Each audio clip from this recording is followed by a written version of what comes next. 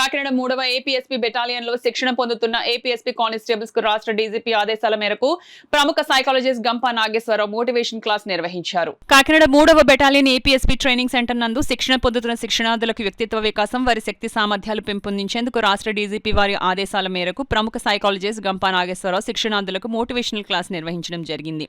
Psychologist Gampa Nageswara Rao శిక్షణార్థులకు శిక్షణలో ఎదురయ్యే సవాళ్లను, సమస్యలను ఈ విధంగా అధిగమించాలో వారికి వివరించారు. ఏ పని చేసినప్పటికీ 100% ఆ పనిలో నిమగ్నమై చేయాలని తెలియజేశారు.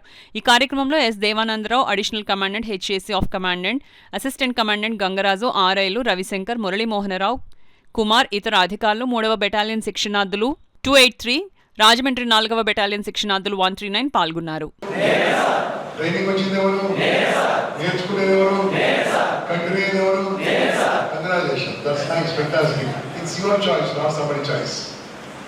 ఈ రోజు ఇక్కడికి వచ్చింది మీ చాయిస్ వచ్చారు, వేరే చాయిస్ రాలేదు.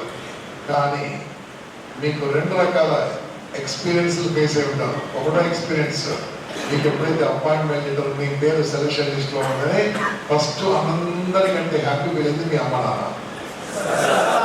తర్వాత మీ చుట్టాలు, కొంతమంది బంధువులు, కొంతమంది ఫ్రెండ్స్, కూర్చో అన్న ఫ్రెండ్స్, కొంతమంది అంటారు ఏనా పోలీస్ అని అడుగుతాం, సాఫ్ట్వేర్ వెళ్ళొచ్చు కదా అని కొంతమంది, బ్యాంక్ ఎగ్జామ్ వెళ్ళొచ్చు కదా విధవుతున్నారు.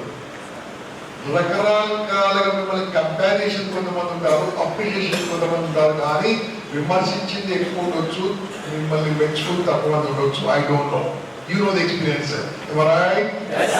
సో అది ఇంపార్టెంట్ కాదు మిత్రమా, అది ఫేస్ చేసి నిలబడడం ఇంపార్టెంట్. ఈరోజు సైకలాజికల్ సపోర్ట్ మొత్తం ఇస్తాను నేను. ఎలా ఎదుర్కోవాలి, ఎలా ఫేస్ చేయాలి, ఎలా ముందుకెళ్ళాలో చాలా ఎగ్జాంపుల్స్ ఇస్తాను. ఇవన్నీ కూడా మీ 5 లెవెల్ ఆఫీసర్స్ డిజైన్ చేసిన కోర్సులు కొద్దిగా అటు ఇటుగా మీకు చెప్తున్నాను. ఎగ్జాంపుల్స్ మాత్రం నా ఓన్ ఉంటాయి, టెక్నిక్స్ మాత్రం సేమ్ ఉంటాయి. దయచేసి ఆలోచించండి. ఎంతమంది బుక్ తీసుకొచ్చారు, ఎంతమంది తీసుకొచ్చారు? Good, very good. ఒక విషయం చెప్తాను, ఎవరు చెప్పకండి మీరు. నిన్న శ్రీకాకుళంలో నైట్ ఉన్నాను, మార్నింగ్ విజయనగరంలో ఉన్నాను. ఇవన్నీ వెళ్ళాను కదా, ఎక్కడ కూడా ఎంత అద్భుతమైన ఫేస్ కనపలేదండి. What a encouragement, what a enthusiasm.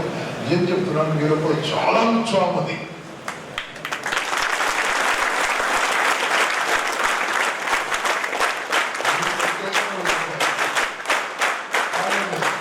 మీరు చెప్పండి కొట్టారు కదా, సంగతి ఏంటంటే ఈ సంగతి అన్ని ఊళ్ళో చెప్పాను. అలాగే మళ్ళీ మీరు కనీసం అప్రియం చేస్తే కనీసం చెప్పండి కొట్టదా, మీరు ఎంత బాగా ఉన్నారు, ఫేసులు వెళ్తుంది.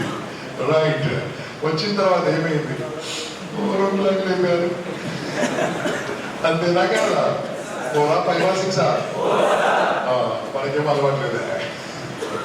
అలాంటి హ్యాపీనెస్ లేదు. రాగానే ఇవన్నీ పనులు ఉండే. కొంతమంది అంటారు ఏం పుండు అన్నారు, కొంతమంది ఏం పుండు అన్నారు. రకరకాలు, అంటే అందరూ ఒకటే ఉన్న ఆలోచనలు వేరే ఉంటాయి. మరి అటువంటి టైంలో మనం ఒకటే రకంగా ముందుకెళ్ళాలంటే కొన్ని సిస్టమ్స్ నేర్చుకోవాలి, కొన్ని విషయాలు నేర్చుకోవాలి.